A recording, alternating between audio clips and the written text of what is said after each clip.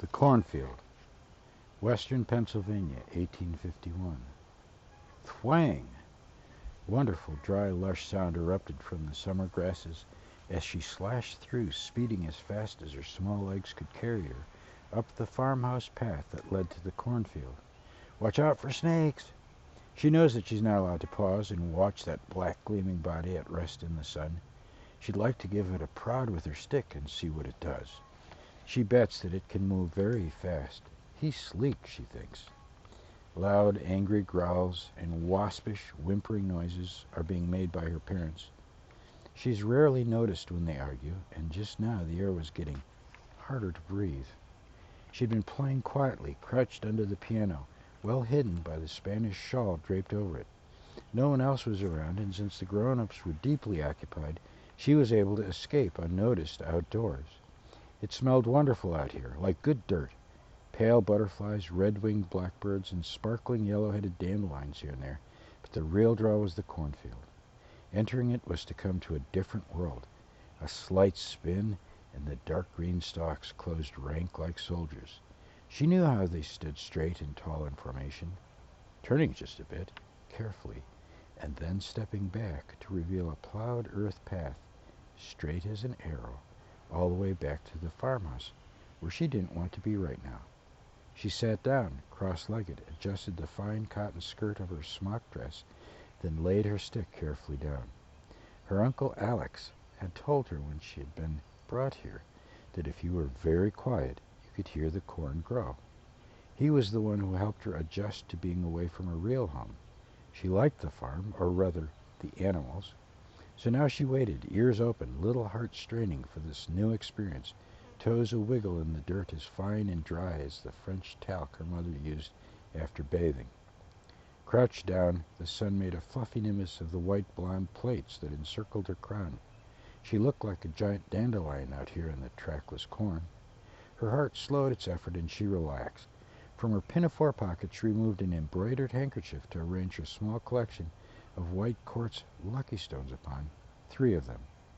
Content now, she awaited the storm's approach, for she had smelled the coming rain.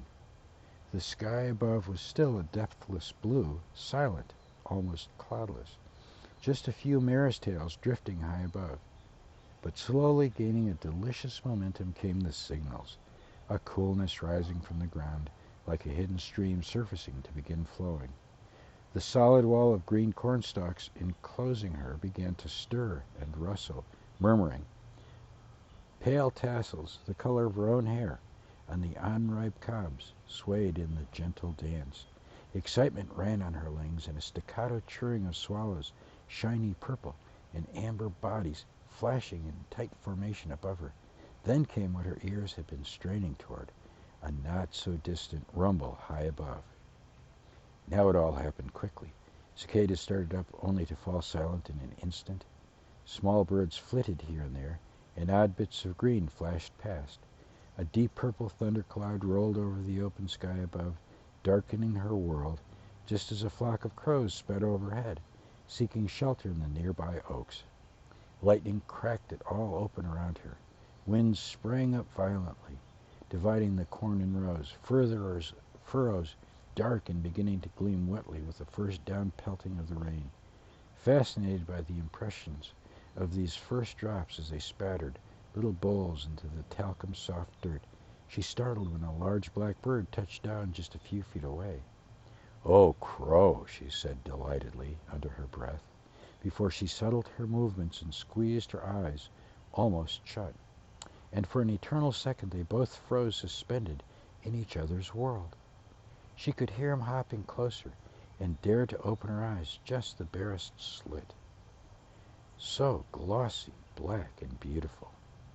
Forged forever in her young mind was all the simple wild beauty that had dropped effortlessly at her feet, and now had allowed herself an attachment to a brooding hen in the chicken coop who had allowed the child easy access to her nest, to slide her tiny hand under the feathered warmth to pluck an egg. But this wild creature, forget Aunt Mima's Rhode Island Reds. I want him, she thought, and held her breath excitedly.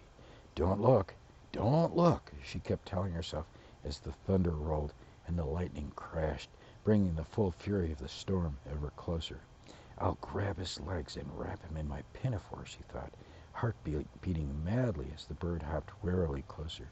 She wasn't the least bit afraid that he'd pluck her eyes out, as she'd once been warned. Then, with a rush and a flick of black feathers clacking, up, up, he was in the air. Too late she had noticed that one of her lucky stones was gone. He'd taken it. Springing to her feet, thief was on her lips. Oh, she knew that word. But she felt elated and plumped back down laughing. He's taken my gift, and I know just what to bring him next. One of Daddy's gold stick pins. The soaking rain pelted down on her, and she let it as long as she could stand it. To her, a warm summer blessing.